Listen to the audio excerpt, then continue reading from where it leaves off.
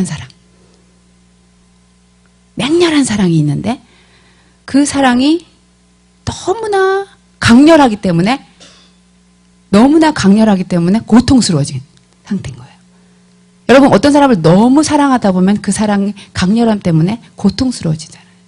그것이 하나님의 심장이에요. 왜 하나님의 심장은 그렇게 고통스러울까?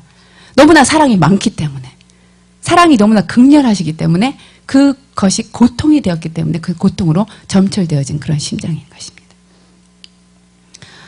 그런데 이 하나님의 그 심장을 우리가 그래서 받게 되잖아요. 우리도 그 영혼들에 대한 그 갈망이 이전하고 다른 거예요. 우리 크리스천들이 좀 극성스럽다는 얘기를 하는 이유가 하나님이 너무나 극성스러우세요. 영혼에 대한 갈망이. 그렇기 때문에 그 심장이 임하고 나면은 전하고 다르게 남이 아니고 영혼으로 보이기 때문에, 하나님의 그 소중한 영혼으로 보이기 때문에 이제 그들에 대한 그 갈망이 하나님 차원에 되는 것입니다. 그래서 우리가 그러한 갈망 가운데 울부짖게 되면은 많은 사람들을 어펜드 시켜요. 왜 저렇게 우는 거야? 왜 저렇게 많이 울어야 되는 거지? 왜 이렇게 많이 기도를 해야 되는 거고? 왜 이렇게 많이 교회를 가야 되는 거고? 그래서 세상 사람들이나 또 그러한 수준에 달하지 못한 크리스천들한테는 뭔가 어펜드를 주는, 환영받지 못하게 되는 그런 상태가 되는 거죠. 하지만 세상에서는 별나다는 소리 듣고 독특하다, 이상하다 그런 소리를 듣지만 절대로 환영받지 못하지만 하나님은 이 심정을 원하십니다. 그래서 우리 교회가 독특하고 별난 교회가 되더라도 이 교회는 모든 사람이 온다 그런 소리를 듣더라도 하나님께서 그런 부르심을 우리에게 주신 것입니다. 근데 우리 통곡의 방을 시작한 지 2008년도에 11월 달에 이제 김옥경 목사님 오시면서 이곳에 통곡의 방을 풀어주시고 그다음에 12월 초부터 시작했기 때문에 지금이 딱 2년이 됐어요. 근데 주님은 항상 은혜를 주시고 그 은혜를 잘 지켜나가는지를 또 보십니다. 근데 우리에게 그 통곡의 방을 주시고 그 통곡의 방에서 계속적으로 주님의 심장을 구하게 하셨어요. 그러면서 이 즈음에 하나님께서 이제는 교회 전체적으로 그 통곡이 풀어지기를 원하시는 것입니다. 근데 그것은 성령님의 탄식으로, 성령님의 깊은 탄식으로 우리에게 임하는 것이에요. 그리고 그 비통함의 세례가 임할 때 우리가 많이 울었을 때 주님께서 그것은 수혈을 하는 것 같다 그렇게 말씀하셨어요. 피가 없어서 우리가 죽는 많은 환자들이 있는 것처럼 영혼에 수혈을 공급하는 것이다. 우리의 눈물은 그런 것과 같다. 근데 그 김옥경 목사님도 그 우리의 눈에서 흘리는 눈물이 피로 보일 때도 많다 그러셨고, 또한 보석으로 반짝반짝하는 보석, 천국의 보물로서 드려지는 것도 보았다고 했는데 저도 동일하게 우리의 눈물이 피였어요. 근데 그냥 흘리는 피가 아니라 수혈처럼 남들의 영혼을 살리는 그런 수혈이었습니다. 그러니 우리가 수혈하듯이 눈물을 흘릴 때 누군가 살은 거예요. 어떤 영혼들이 살고 사라진 거예요. 되살림 받은 건데, 그러니 얼마나 많은 눈물이 필요하겠어요. 그렇죠? 더 많은 눈물을 흘려야겠다는 그런 생각을 하게 되는 거예요. 그러면서 이제는 우리가 어떠한 차원으로 가냐면 통곡의 방문을 바로 열고 들어갈 수 있는.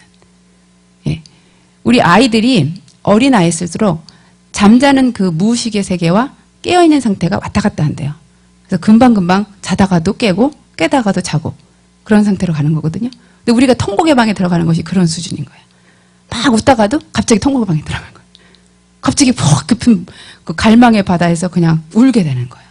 근데 그것도 또 바로 나올 수 있는 거예요. 또 현실의 세계를 살다가 바로 그렇게 되는. 사람들이 보면, 옆에 있는 사람이 보면은 이상하다. 저 사람이 왜 두세 개를 왔다 갔다 거리나. 그런데 우리는 그렇게 통곡의 방이 먼 세계가 아니라 바로 들어갈 수 있는 그런 차원이 되는 것입니다. 아멘? 근데 그 통곡은 그 성령님이 가르쳐 주시는 거예요.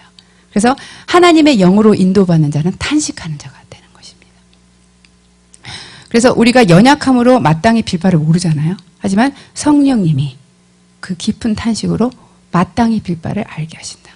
그래서 우리가 많은 기도를 드리지만 어떠한 기도를 드리냐가 관건이잖아요. 근데 하나님이 우리에게 비통함을 구하게 하셨다는 것은 너무나 감사한 거예요. 많은 것을 구할 수 있지만 하나님의 비통함을 구하는 것, 그것은 하나님도 너무나 기뻐하시는 것입니다. 근데 그것은 하나님의 영으로 인도받는 자에게 그렇게 말씀하시는 거예요. 그리고 이러한 피조물에 고대하는 바 하나님의 아들들이 나타나는 것은 해산의 수고로 이루어지는 것인데 그 해산의 수고가 바로 우리들의 탄식이라는 거죠.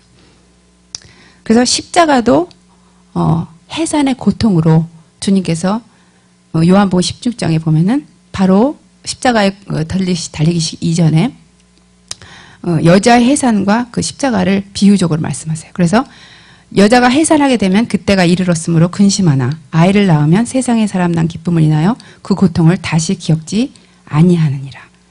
그래서 그분의 십자가는 여자의 해산과 같아서 앞에 있는 기쁨을 보사 자기의 그 십자가의 치욕을 개의치 않았다. 그렇게 되는 거죠. 그 고통을 다시 기억지 않고 그 기쁨을 원하신 것입니다. 그래서 우리도 기도하는 것은 십자가를 우리에게 주시옵소서. 십자가의 체험을 통해서 우리도 영혼들을 해산하기를 원합니다. 영혼들을 그 해산하는 수고를 감당하겠습니다. 그런 기도가 나오는 것입니다. 영혼의 해산이 필요하고 그 해산의 수고가 필요한데 우리 교회 사역자님도 참 대단한 것 같아요. 우리 어린 영혼들을 위해서 금식합니다. 기도하고 그 영혼들의 해산을 보고 싶어 해서 십자가의 고통을, 그 십자가의 수고를 하고 계시는 그런 사역자님들이세요. 그래서 데이비드 리커스 목사님이 이 땅의 미국 교회들의 실태를 얘기하면서 어린 영혼들이 지옥 가는 것을 바라보면서 금식하고 기도하는 선생님들이 어디 있느냐고 그렇게 막 호소하잖아요. 그런데 우리 교회는 그런 자들이 있어요. 그런 사역자님들이 있어요. 어린 영혼들이 회심의 칼로 정말 완전히 변화된 인생을 살 수 있도록 그렇게 해설의 수고를 먼저 하는 것입니다. 그런 자들이 있는 거예요. 정말 너무 감사한 것은 이 해산의 수고를 주님께서 다 하실 수 있는데도 우리에게 그 고난에 참여할 수 있는 그 나머지 부분을 남겨두셨다는 거예요. 그것은 주님이 다 하실 수 있지만 우리로 그 영광과 나라 가운데 함께 참여하는 자가 될 수 있도록 우리에게 남은 고난을 주신 것입니다. 그래서 그것에 참여하기를 원하시는 것이에요. 그래서 무엇보다도 부흥을 해산해야 돼요. 부흥을 해산해야 되는데 이번에 찰스 피니의 책을 보니까 그리스도인이 부흥하지 않는 것이 불신자가 회심하지 않는 것보다 더 큰 비난을 받아야 된다 그래요. 우리가 크리스천인데 불신자가 회심을 안 하는 것보다 우리들이 부흥을 못하면 그것이 더 큰 비난거리라는 거예요. 그리고 죄인들이 회개하지 않는 죄나 그리스도인들이 성령 충만하지 않은 죄는 똑같다. 그렇죠? 죄인들이 회개하지 않는 거나 우리들이 성령 충만하지 않은 그것은 똑같은 죄다. 그래서 이 크리스천 안에 그 교회 안에 부흥이 많은 것이 시급한 것이다. 그걸 말씀하세요. 그렇기 위해서는 우리가 기도의 영이 임해야 되는데 기도는 많은 말을 하는 것이 아니라 그 마음의 상태인 것입니다. 여러분의 마음이 기도의 마음으로 빚어지면 이미 기도하고 있는 상태인 거예요. 그래서 이 마음의 상태가 주어지면 기도를 안 할 수가 없어요. 그래서 그 부흥이 임하기 위해서는 우리에게 기도의 영이 임해야 되는데 그러한 마음의 상태로 들어가기 위해서 이번에도 우리 회개 많이 중보기도 때 했잖아요. 그것은 우리의 묵은 땅을 기경하는 것입니다. 그래서 이렇게 기경된 땅으로서 이제 마음의 상태가 주어지면은 기도를 안 할 수가 없게 돼요. 눈물의 기도를 할 수가 있는 거죠. 그 성경에 보면은 다윗과 바울이 그런 이였어요. 다윗은 내 눈물이 주야로 내 음식이 되었도다. 그렇게 고백했고요. 바울은 모든 겸손과 눈물로 주를 섬겼어요. 바울은 늘 모든 겸손과 눈물로 주를 섬겼어요. 바울 같으면 굉장히 강직하고 그리고 굉장히 파워풀한 사람이잖아요. 하지만 그는 눈물의 사람이었던 거예요. 그리고 에베소에서 사람들에게 이렇게 말했습니다. 내가 3년이나 밤낮 쉬지 않고 눈물로 각 사람을 훈계하였다. 그리고 또한 내가 큰 환난과 애통한 마음이 있어 많은 눈물로 너에게 썼다. 그래서 그는 눈물의 사람이었던 거예요. 그리고 그의 글에도 보면은 하나님의 뜻대로 하는 이 근심이 얼마나 너희로 간절하게 했는가, 얼마나 너희로 사모하게 했는가, 얼마나 너희로 열심히 있게 했는가.